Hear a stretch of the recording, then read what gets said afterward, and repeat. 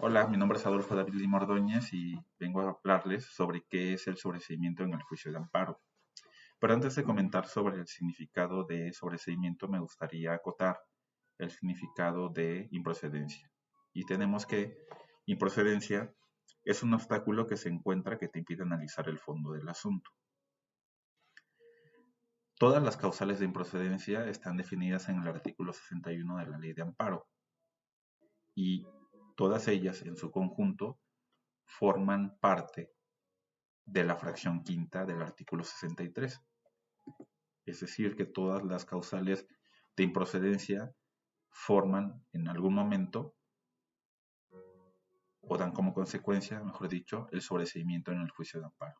Así está definido en el artículo 63, fracción quinta, que cito y dice, durante el juicio, perdón, el sobreseimiento en el juicio de amparo procede cuando, durante el juicio, se advierta o sobrevenga alguna de las causales de improcedencia a que se refiere el capítulo anterior, es decir, el capítulo séptimo, artículo 61. Ahora, el sobreseimiento en el juicio de amparo procede cuando, primer supuesto, dice que el quejoso se desista de la demanda. Segundo supuesto dice, no la ratifique en los casos en que la ley establezca requerimiento. Para el primer supuesto, que señala que el quejoso se desista, pues debe ser quien interpuso la demanda, es decir, quien se duele del acto que reclama de la autoridad responsable. Lo puede hacer el quejoso o lo puede hacer a través de su apoderado por cláusula especial. También se establece en el párrafo segundo de la fracción primera, que cito, dice, el sobreseimiento en el juicio de amparo procede cuando, no obstante, cuando se reclamen actos que tengan o puedan tener como consecuencia privar de la propiedad o de la posesión y disfrutes de sus tierras, aguas, pastos y montes a los ejidos o núcleos de población que de hecho o por derecho guarden el estado comunal, no procede el desistimiento del juicio de los recursos o el consentimiento expreso de los propios actos, salvo que lo acuerde expresamente la Asamblea General, pero uno y otro sí podrán decretarse en su beneficio. Es decir, que no se admitirá el sobreseimiento sino hasta cuando lo manifieste o hay un consentimiento expreso de una Asamblea General de ejidatarios o comuneros.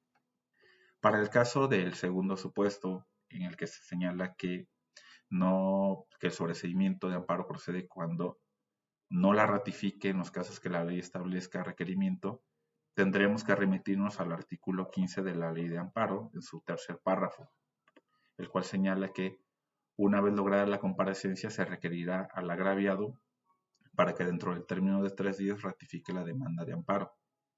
Si ésta la ratifica por sí o por medio de su representante, se tramitará el juicio. De lo contrario, se tendrá por no presentar la demanda y quedará sin efecto las providencias dictadas.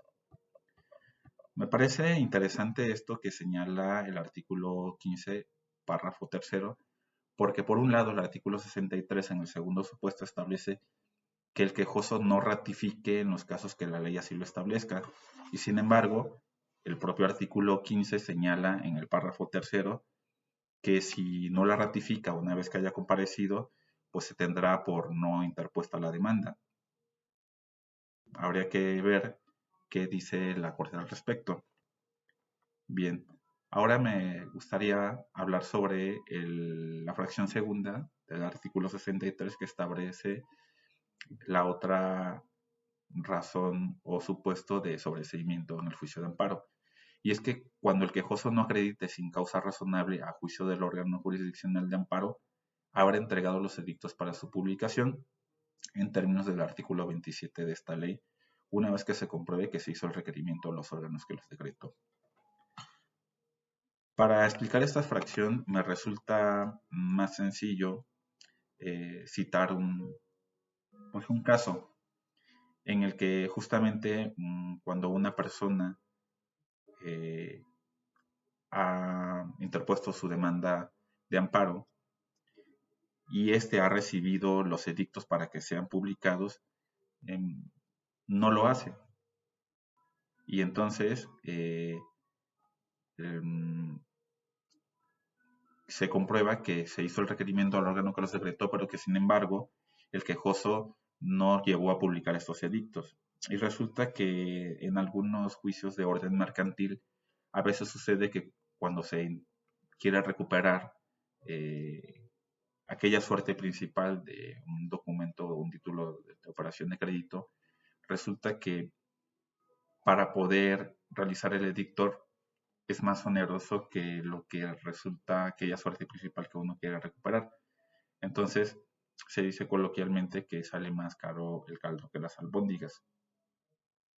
Nadie quisiera gastar en un edicto para poder recuperar un dinero que te va a resultar más caro la propia publicación del edicto que aquel dinero que podrías intentar recuperar por la vía del amparo.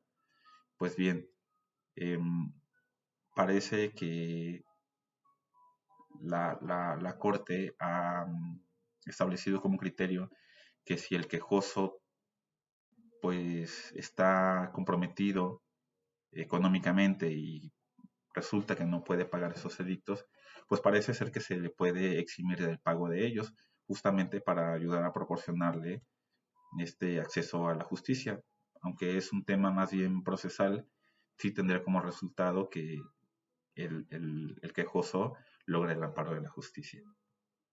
Ahora bien, respecto de la fracción tercera, dice que el quejoso mora durante el juicio si el acto reclamado solo afecta a su persona.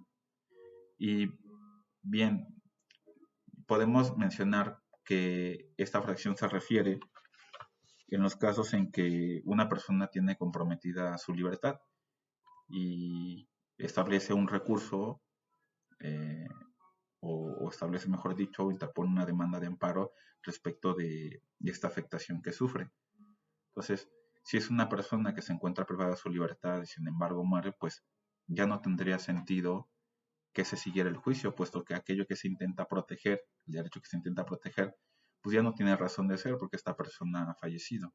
Entonces, en ese caso, sobreviene el sobreseimiento de este juicio. Caso contrario sucedería, por ejemplo, en una sucesión en el que una persona muere, pero existen otras personas que tienen derecho a, a estos bienes, al patrimonio de esta persona. Entonces, en ese caso, pues habría que agotar eh, o a investigar, mejor dicho, si esa sucesión solo afecta al de cuyos, en este caso, o si tienen que ver otras personas. Pero si no es así y únicamente afecta al quejoso, pues no tiene razón de ser seguir con el juicio. Pasamos a la fracción cuarta, que señala que de las constancias de autos apareciere claramente demostrado que no existe el acto reclamado o cuando se probara en su existencia en la audiencia constitucional. Esto tiene que ver con la fecha en la que se interpone la demanda. Y explico por qué. Porque puede ser que el acto reclamado se compruebe después de la fecha en que se interpuso la demanda. O puede ser que este acto reclamado efectivamente exista antes de la interposición de la demanda. Si sucede así, si es antes de que se interponga la demanda, bien, pues tendría razón de ser la interposición de la propia demanda. Es decir, existe el juicio, perdón, existe el acto que se está reclamando. Se dice que la jurisprudencia señala que muchas veces cuando el quejoso señala un acto reclamado, pero no es de forma precisa el acto que reclama aquello que la autoridad en su informe dice, no, yo no soy responsable de ese acto. Vamos a suponer que se trata de una orden de aprehensión que está reclamando el quejoso. Pues, técnicamente no es una orden de aprehensión, pero puede ser que sea una orden de presentación.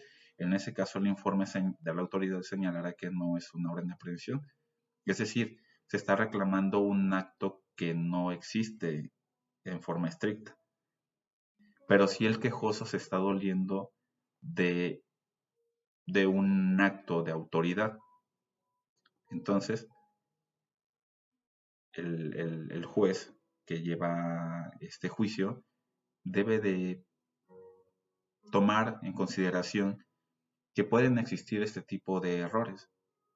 El quejoso no necesariamente está obligado a conocer efectivamente cuál es el acto o el nombre del acto que está reclamando.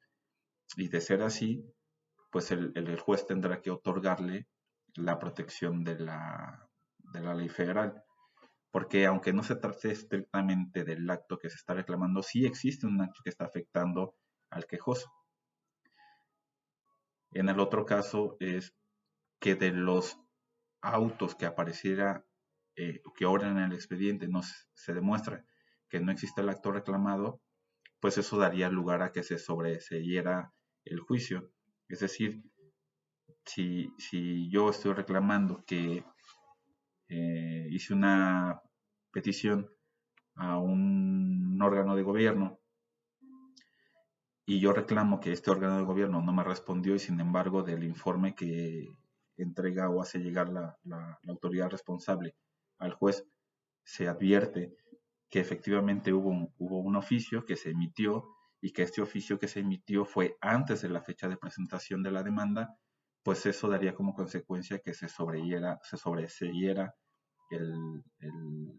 el juicio de amparo, porque estaría quedando demostrado que efectivamente sí se le respondió al quejoso y que entonces su queja no tiene razón de ser.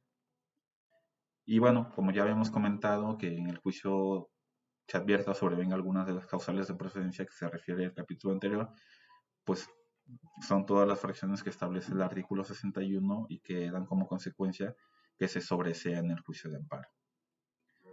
Bueno, quisiera solamente comentar para aquellos que son celosos en el arte de hablar que no se dice que el quejoso se desiste, sino que el quejoso desiste.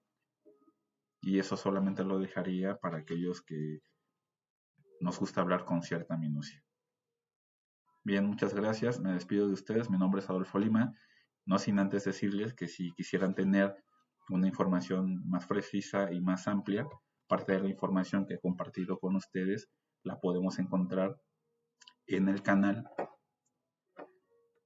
de Charlas de Amparo, que está disponible en YouTube. Muchas gracias y buenas noches.